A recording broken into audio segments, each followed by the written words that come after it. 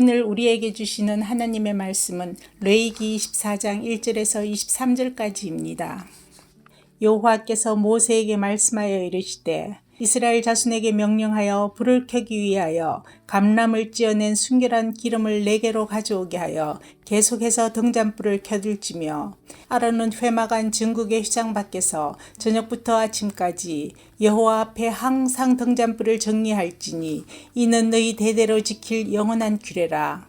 그는 여호와 앞에서 순결한 등잔대 위의 등잔들을 항상 정리할지니라.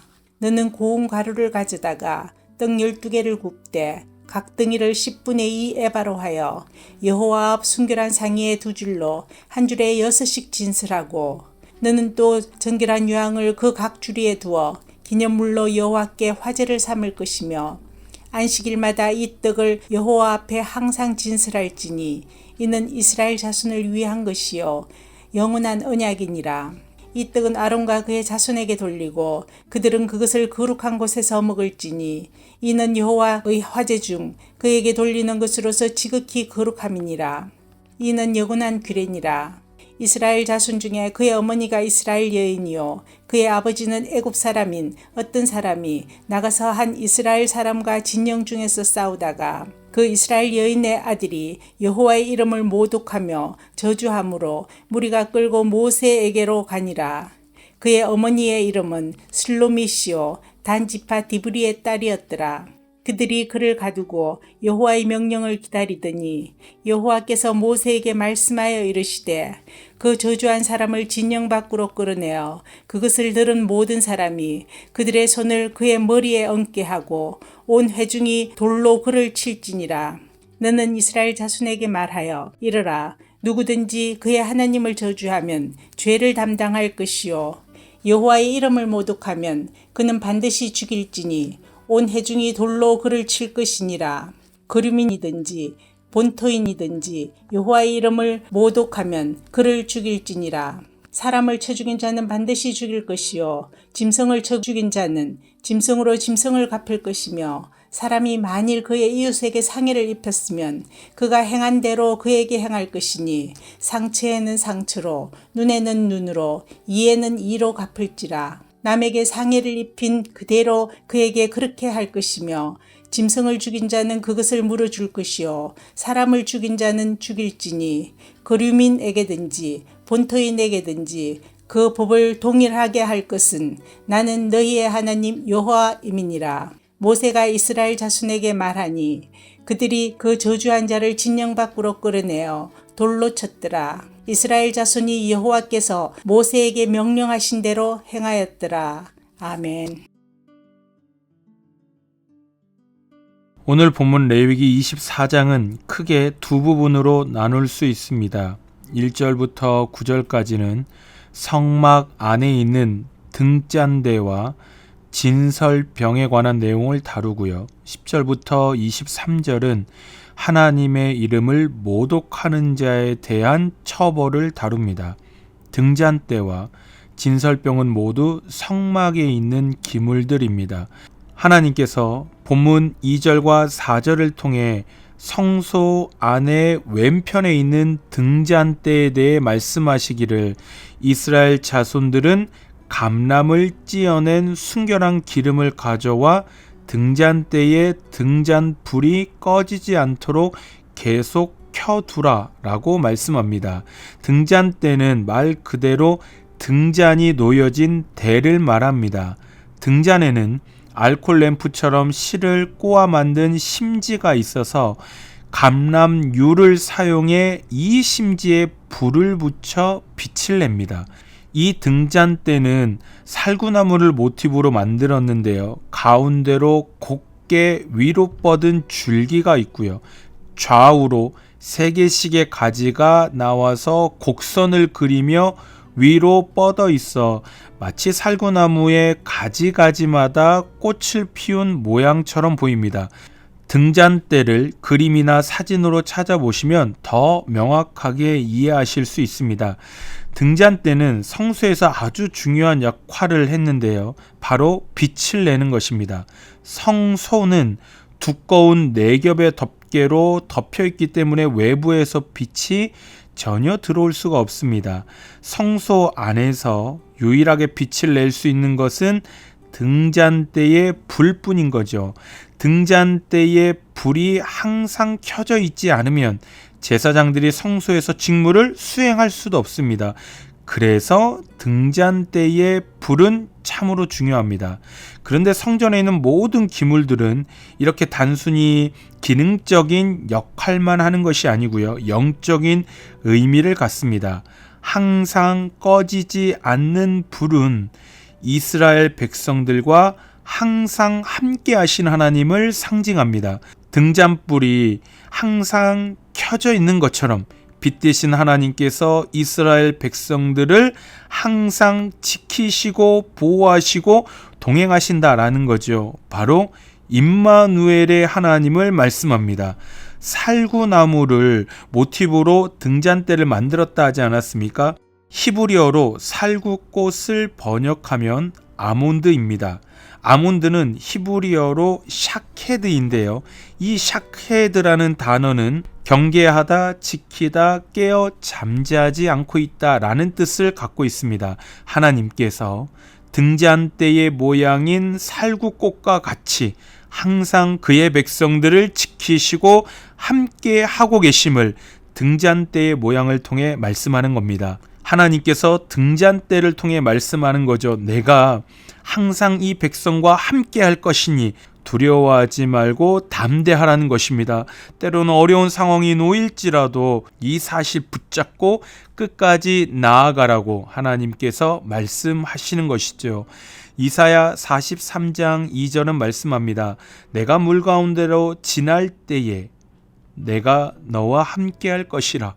강을 건널 때에 물이 너를 침몰하지 못할 것이며 내가 불 가운데로 지날 때에 타지도 아니할 것이요 불꽃이 너를 사르지도 못하리니 물 가운데 지날 때에도 물이 우리를 침몰하지 못할 것이고요 불 가운데 지날 때에도 불꽃이 우리를 사르지 못하는 이유가 무엇인가요?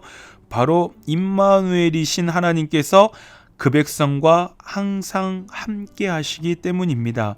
등잔대에 꺼지지 않는 불과 같이 항상 함께 하시는 임마누엘의 하나님이 우리 하나님 되심을 기억하시며 하늘의 위로를 얻으시고 하나님의 담대함을 가지고 매일의 삶을 은혜의 삶으로 살아가시는 우리 모든 성도님들의 은혜의 삶이 되시기를 주님의 이름으로 축원합니다. 그리고 저는 이 등잔대에 대한 말씀을 생각할 때 한 가지 꼭 기억해야 할 부분이 있다면 등잔에 불을 붙일 기름을 누가 준비했느냐입니다. 2절에서 등잔대에 불을 붙이기 위해 기름을 누가 준비하고 누가 가져오라고 하시나요? 바로 이스라엘 회중입니다. 제사장이 준비하는 것이 아니지요. 이스라엘 백성들이 스스로 준비하는 것입니다. 그것도 그냥 기름이 아닙니다. 그냥 기름이 아니라 순결한 기름을 준비해야만 합니다. 등잔불이 꺼지지 않기 위해 필요한 것은 제사장들의 역할만 있는 것이 아니라 백성들의 역할도 중요한 것입니다. 즉 하나님께서 이 백성과 항상 함께 하시며 이 백성을 지키신다라는 그 은혜를 언제 경험하며 살 수 있을까요? 바로 정결한 감람류와 같이 오직 하나님만을 여호와만을 전심으로 바라보며 살아갈 때 임마누엘의 하나님을 경험할 수 있다라는 것입니다. 오 살아계신 하나님, 오직 하나님의 은혜가 있어야 삽니다. 오직 하나님께서 동행해 주시고 지켜주시고 인도해 주셔야 삽니다 라는 하나님만을 향한 그 간절한 마음이 있을 때 하나님의 함께 하심을 온전히 경험하며 살아갈 수 있다라는 것입니다. 어떤 집사님께서 이런 말씀하셨습니다. 말씀의 은혜를 받고 하나님의 도우심을 매일 경험하며 살고 싶으셨대요. 그래서 습관을 하나 갖게 되었는데 그것이 바로 주기도문을 매일 고백하는 것이라고 하셨습니다. 단순히 아침에 한 번만 암송하는 것이 아니라 삶에서 어떤 일을 시작할 때마다 주기도문을 암송하는 것입니다. 뜻이 하늘에서 이루어진 것 같이 땅에서도 이루어지기를 소망합니다. 오늘 하루도 시험에 들게 하지 마시고 악에서 구하소서 같이 주기도문을 통해서 매 순간 하나님의 은혜를 구하며 살아간 것이죠. 그러니 자연스럽게 하나님께서 함께하고 계심을 경험하며 살게 되었다라는 말씀을 들은 적이 있습니다. 순결한 감람류와 같이 오직 하나님만, 오직 살아계신 우리 여호와만을 전심으로 바라보셔서 하나님의 함께하심을 온전히 경험하며 살아가시는 우리 성도님들의 믿음의 삶이 되시기를 주님의 이름으로 축원합니다.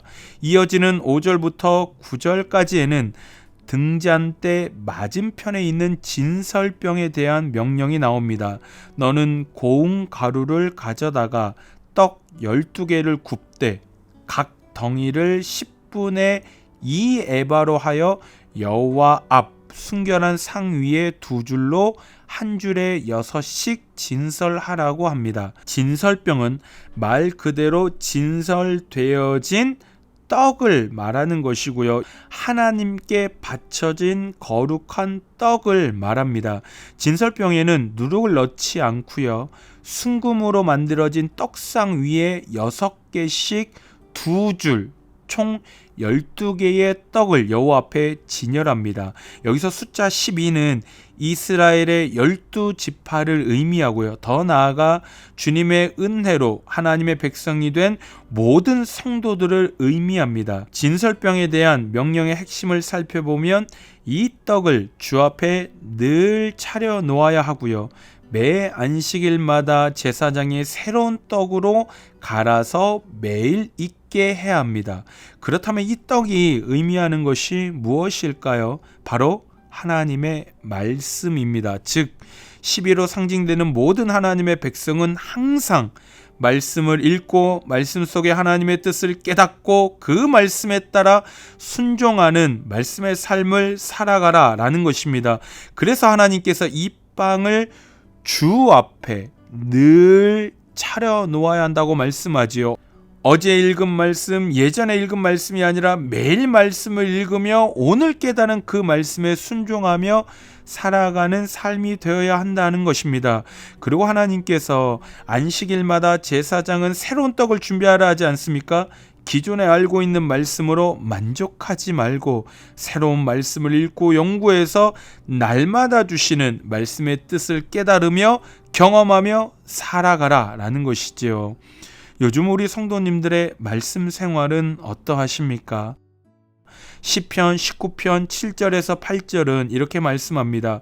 여호와의 율법은 완전하여 영혼을 소생시키며 여호와의 교훈은 정직하여 마음을 기쁘게 하고 여호와의 계명은 순결하여 눈을 밝게 하시도다.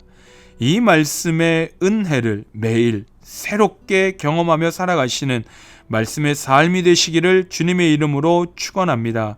우리 말씀을 기억하며 기도하실 때 하나님만을 전심으로 바라보아 임마누엘의 하나님을 경험하며 살게 하소서. 우리 교회를 위해서 기도하실 때 공동의회가 은혜 가운데 잘 진행되게 하소서. 우리 함께 말씀을 기억하며 교회를 위해서 기도하며 나아가겠습니다. 함께 기도하겠습니다.